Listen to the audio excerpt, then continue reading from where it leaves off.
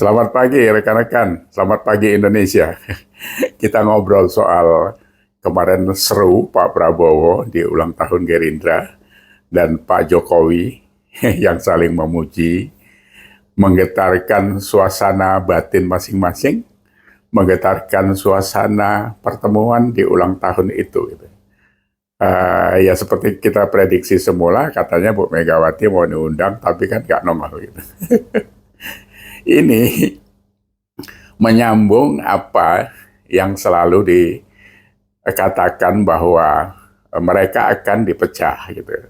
Seperti yang pernah kita bahas di podcast yang lalu, juga kan isunya seperti itu gitu. Tapi apa yang terjadi sekarang? Usaha apapun akan sia-sia kalau tujuannya untuk menjauhkan Pak Jokowi dengan Pak Prabowo. Ya, tadi pagi saya baca sepintas itu katanya Pak Prabowo malah punya usulan Kim jadi koalisi Indonesia Maju itu harus dipermanenkan. Ini kan lebih dahsyat lagi gitu. Nah, kembali kepada sosok dua kesatria Indonesia yang saya katakan itu, bahwa ini adalah trigger yang baik untuk memulai sebuah koalisi permanen, dan dua orang inilah yang akan menjadi pilar bangsa kita ke depan. Jadi keributan yang macam-macam soal fitnah, hoax dan sebagainya yang dilemparkan pihak-pihak tertentu yang tidak suka dengan Pak Prabowo dekat dengan Pak Jokowi, atau Pak Jokowi mereka terus akan jauhkan dengan Prabowo dengan segala macam isu yang tidak baik itu akan sia-sia gitu. Jadi ya memang karena pembenci ini kan susah kita ngomongnya. Jadi seperti saya sampaikan kepada teman-teman bahwa kita tidak perlu mengajak mereka untuk baik karena itu memang sifat dasar mereka seperti itu. Tapi apakah kita akan tergoyahkan oleh 16% atau 24% itu?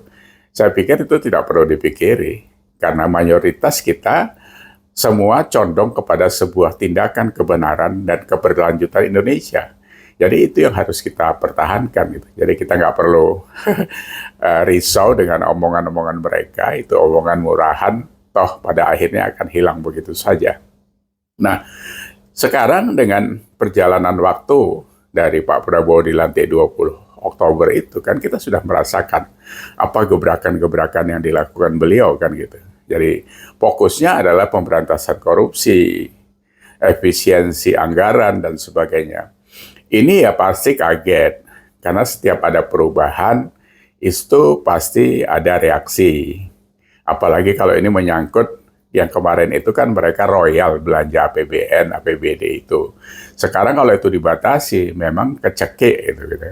Saya dapat cerita dari kawan saya yang mantunya di di Departemen Perhubungan, itu mobil ditarik, bensin nggak dapat, ya katanya sih susutnya lumayan setiap bulan begitu kan.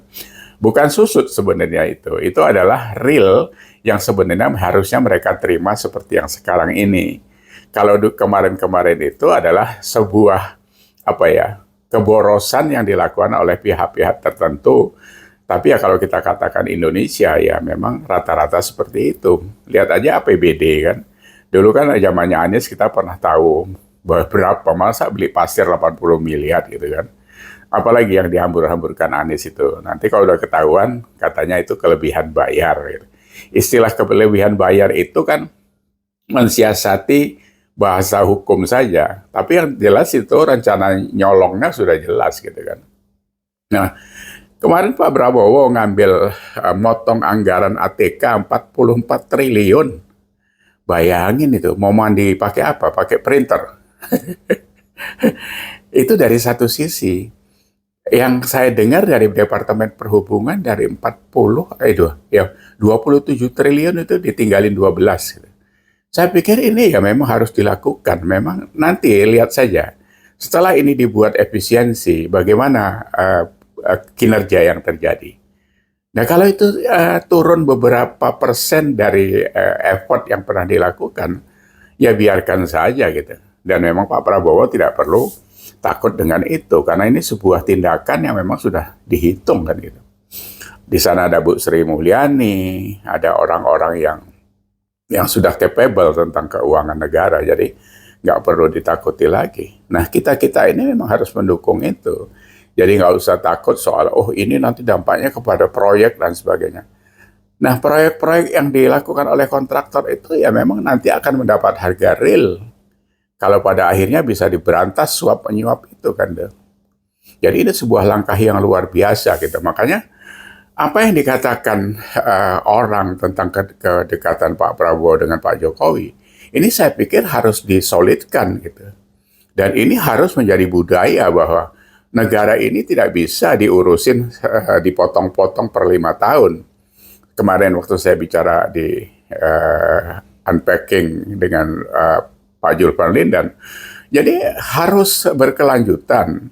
Jadi tidak bisa di-cut off. Yang ini sepotong 5 tahun dapat apa ya, yang sisanya tidak mau diteruskan. Karena bukan anggaran dia atau bukan rencana yang bersangkutan. Gitu.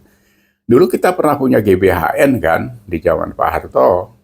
Itu kan bagus, garis-garis besar haluan negara. Cuma karena salah kelola menjadi garis besar haluan keluarga kan gitu.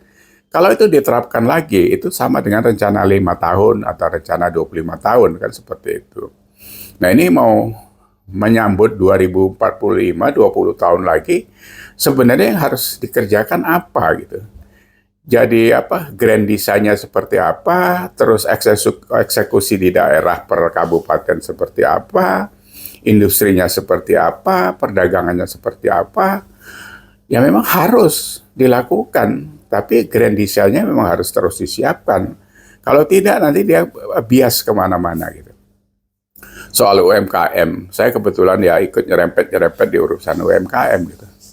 Pernah saya sampaikan kan waktu itu bahwa itu semua kedutaan besar kita harusnya punya apa ya? Harusnya punya toko kecil, paling tidak untuk pameran barang kita yang bisa diekspor atau yang bisa diretailkan di sana. Kenapa nggak jualan saja di situ? Jadi semua duta besar itu jangan pakai dasi saja gitu, istrinya orang BIN.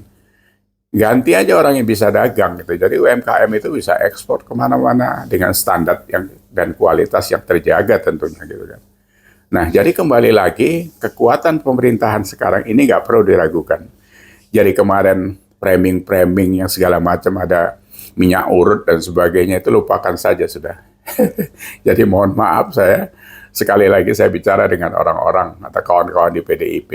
Mundur selangkah untuk maju ke depan lebih baik. Jadi kalian jangan benturan dengan pemerintah, itu nggak ada gunanya. Karena kalau kalian benturan itu adalah kalian membenturkan diri dengan 60% rakyat Indonesia yang pro dengan Pak Prabowo. Approval ratingnya sekarang ini dalam 100 hari aja 80,20%. Itu kan sebuah penerimaan pasar yang begitu luar biasa, itu masyarakat. Nah karena di dalamnya juga memang ada Pak Jokowi. Pak Prabowo sendiri kan mengakui sejak awal. Jadi berterima kasih, orang Gerindra sudah harus terima kasih. Ini sebenarnya bukan soal pribadi ke pribadi lah. Ini soal visi dan misi yang sama untuk keberlanjutan Indonesia. Jadi saya pikir gitu, sekali lagi dan selalu saya sampaikan bahwa kita sebagai rakyat harus juga ikut sehat berpikir, sehat berpendapat, untuk sehat Indonesia. Jadi begitu saja. Terima kasih rekan-rekan. Assalamualaikum warahmatullahi wabarakatuh. Sampai ketemu.